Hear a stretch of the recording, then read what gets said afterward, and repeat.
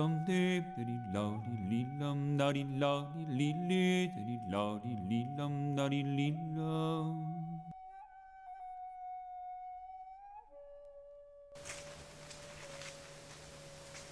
Je suis né à Blacklead. Blacklead, c'est près de Thetford, ça. Thetford, ouais. Mais on n'a pas resté longtemps là. On s'est envenu dans Beauce. Je suis parti de là pour avoir quoi? 2 ans à peu près.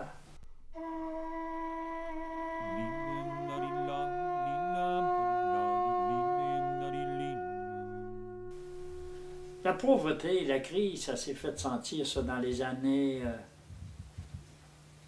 28, 29. Ils appelaient ça le crack, d'autres appelaient ça la crise. C'était mondial, ça, dans ces années-là. C'était partout. Il n'y avait rien. Tout est tombé. Ils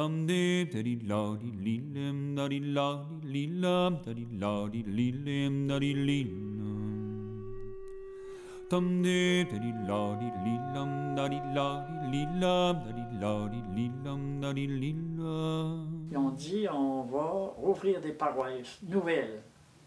On va ouvrir des colonies. Ils ont appelé ça des colonies. Là, il y a un ministère qui a...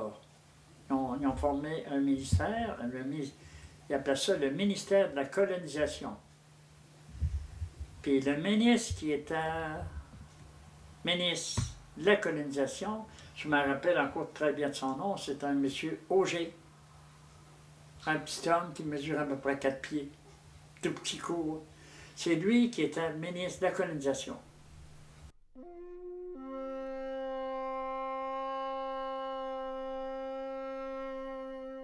On est arrivé en 1932.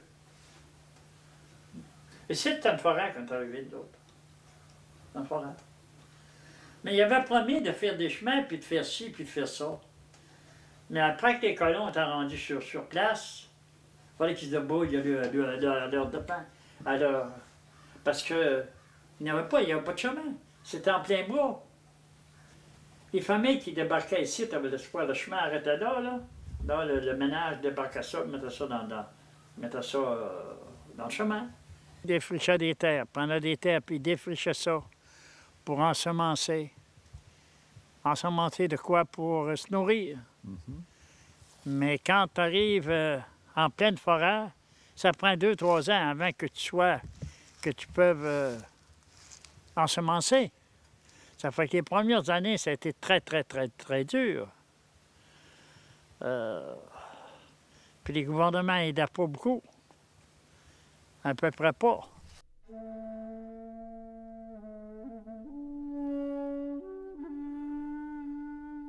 On travaillait la route qui monte dans le Rhin 6, là. La route pas loin ici, là. Puis j'ai travaillé sur le Rhin 8. Dans ce temps-là, il n'y avait pas de boule. On travaillait ça, les souches, on minait ça. Puis on arrachait ça avec des chevaux. On avait un cheval, on arrachait les souches. Puis les grosses qu'on ne pouvait pas arracher, il y avait un gars qui minait ça, comment c'est ça, de la dynamite, là. Puis il faisait sauter ça, puis on arrachait ça. Tout à bras. Tout à bras. J'ai fait ça, moi, pour 75 cents par jour. On avait 75 cents par jour dans ce temps-là. Pour défricher des routes, des chemins comme ça.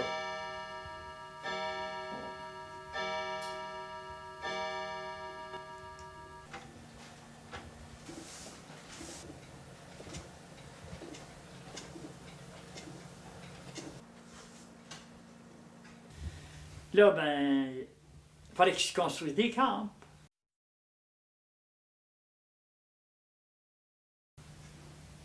Puis il fallait qu'ils transportent ce ménage-là. Il n'y avait pas de chevaux, il n'y avait rien. Les ménages étaient transportés sur leur dos.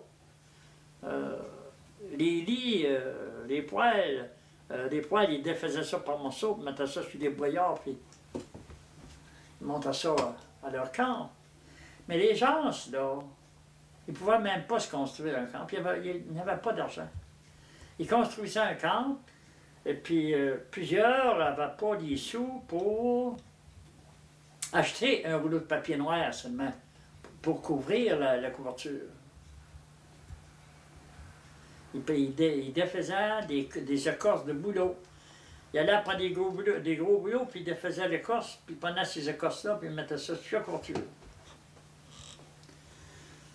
Il n'y avait pas d'argent pour acheter du clou, pour mettre des lattes pour clouer ça, là. Il prenait de la terre dans le bas du camp, là. L'homme creusait un trou, puis la femme elle se mettait sur le bord de la couverture, puis lui, il passait des chélières de terre, puis la madame étendait ça, cette terre-là, pour garder les écorces en place. Mais avez-vous pensé, quand la pluie prenait, commençait à mouiller? Oui. Il mouillait à la pluie, ça descendait à la terre rouge, tout, ça dégoûtait, là. C'est pas croyable.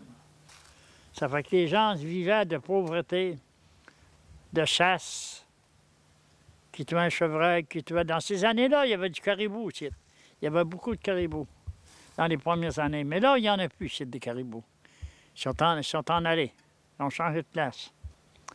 Mais du chevreuil, il y avait beaucoup de chevreuils. Ben, à un moment donné, la Gaspésie, il n'y a pas rien que la Gaspésie. Il y avait la Abitibi, il y avait le Témiscouata, il y avait beaucoup de places. Nous autres, premièrement, on était supposés de s'en aller en Abitibi. Mais en Abitibi, dans ces années-là, ça s'est amélioré beaucoup depuis ce temps-là. Il y avait de la mousse.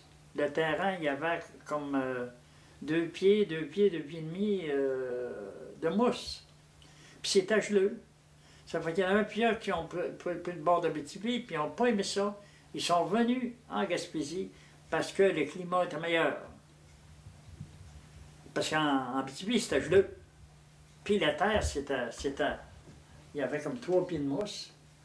Il y avait des charrues spéciales pour enfouir ça en dessous, pour aller chercher de la terre. Mais la terre qui venait chercher, qui ramenait sur le dessus, c'était une terre qui était pesante, une terre dure. Une terre de roche en Abitibi?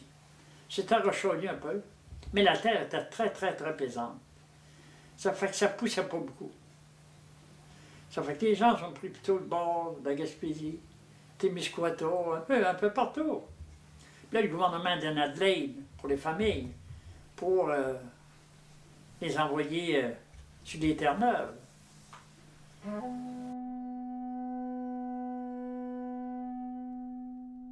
Les 2 premières années qu'on est arrivé ici, là, rien du tout, débrouille-toi. On n'avait absolument rien. Mais au bout de 2 ans, les gouvernements ont sorti, tu sais ça, des pitons, là, un aide pour chaque famille, qui donnait, un célibataire, lui, avait le droit à 4 $. Puis l'homme et la femme avaient le droit, je pense, c'est 7 piastres. Ça allait pas plus haut, les grandes familles, ça allait à peu près 15, 16 piastres par mois. Mais avant qu'on ait ça, là, on n'avait rien. Rien. Il y a des familles qui ont débarqué ici, là. Je n'en ai pas le nom, parce qu'il y a encore des racines. Mais pas un sou. Pas un sou, ils ont débarqué ici, pas un sou.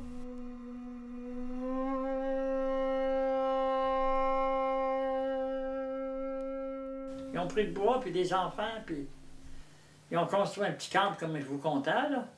Puis les enfants, ben, ils partageaient ça sur leur dos. Ils mettaient les jeunes enfants sur un pack-sac, là. Pareil comme les Indiens, ben, avec une strap, ils sortaient à la tête, puis ils attachaient ça. Ils montaient ça dans le bois. Vous êtes installé dans le rang 6, non? Oui, nous autres, on s'est installés dans le rang 6. Mais après ça, ils ont ouvert d'autres rangs plus hauts. Le 7, le 8.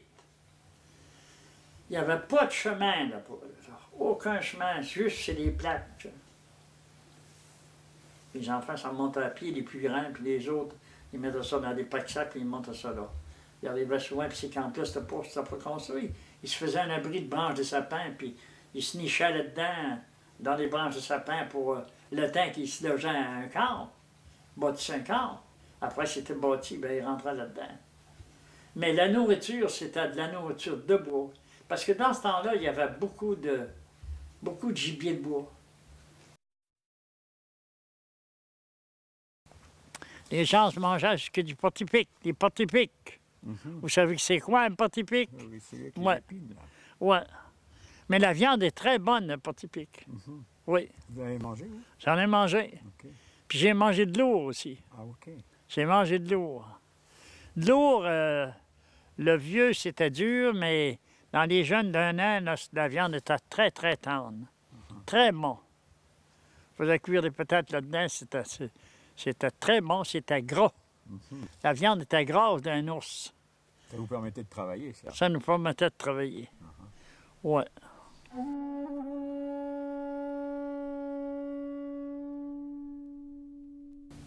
Mais moi, j'étais un gars, je ne veux pas dire que j'étais plus fin qu'un autre, mais j'étais un gars qui était débrouillard. Je pensais dans n'importe quoi. J'allais chercher des sous qu'un autre n'allait pas en chercher. D'abord, mes cheveux, là, je me faisais 2,5 piastres, 3 piastres par semaine avec ça. Tu sais? Je chargeais 10 cents la coupe. Et puis, qu'est-ce que je faisais? Après ça, je limais les chiottes. Je limais les galons d'or. Je faisais n'importe quoi. C'est pour ça que mon livre, j'ai donné le titre de mon livre, « T'es chanceux, Sid ». Il y en avait qui disaient que c'était un bargonneux. Moi, dans mon langage, c'était un bargonneux. Ben oui, Un gars qui faisait un peu n'importe quoi. C'est ça. Moi, je faisais de la route, puis j'achetais n'importe quoi. J'achetais un animal, des vaches, des cochons, puis j'arrivais ici, puis je revendais ça. Puis quand je n'avais plus, j'en achetais d'autres. Puis ma femme, c'était une femme beaucoup de terre, travaillait beaucoup sur la terre. Puis moi aussi, je travaillais sur la terre. Mais dans mes temps, mes fins de semaine, là, je prenais la route.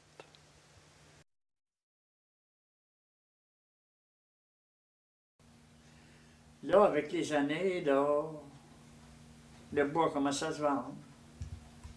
Les moulins-ci commencent à s'installer. Puis on commence à acheter le bois. Ils payaient pas cher. Ils payaient 2,5 piastres, 3 piastres, 2,5 piastres, du 1000 pieds. Moi, la première planche que j'ai achetée pour mon camp, savez-vous comment j'ai payé ça? Du 1000 pieds. Plané, là. 2 piastres et 75, du 1000 pieds. Dans ces années-là. Le bois, ça se vendait à peu près pas. Pièce et demie, 2 piastres, la corde. Quand ça a commencé, dans les premières années où on arrivait, là, ça se vendait pas par deux. Il fallait brûler ça, ce bois-là. Mais avec les années, là, le bois, les Robins, puis d'autres compagnies sont venus, puis ils ont commencé à acheter le bois. Là, ça a fait un peu de revenus, mais il y en a bien qui n'avaient vendu du bois, mais il n'y avait pas de chemin. Pas de chemin carrossable, il n'y avait pas de chemin pour aller chercher ce bois-là. Moi, je trouve le forage, je trouve ça très beau. Ce que j'aime, que je trouve plus beau, c'est l'érable. Ça, c'est de l'érable, ça. Mais c'est de la jeune érable.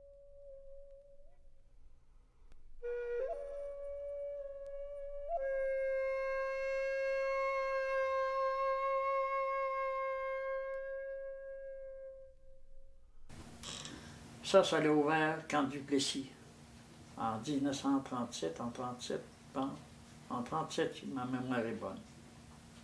Quand Duplessis est venu puis il a dit « Si je suis élu comme je vais être élu, les portes de la compagnie de Schindler vont ouvrir les portes puis le travail va commencer. » Je me rappelle bien de ça. Puis il y avait des avocats de Montréal, là, des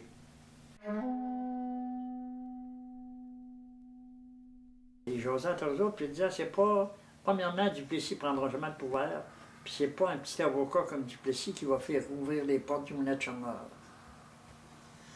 Maurice Duplessis a dit, dans 1 mois, les portes du Moulin de Schindler vont ouvrir. Puis il a ouvert, là. Dans 1 mois, les offices allaient ouvert. La compagnie a ouvert des portes, puis on fait des chemins, puis on a commencé à faire du bûchage.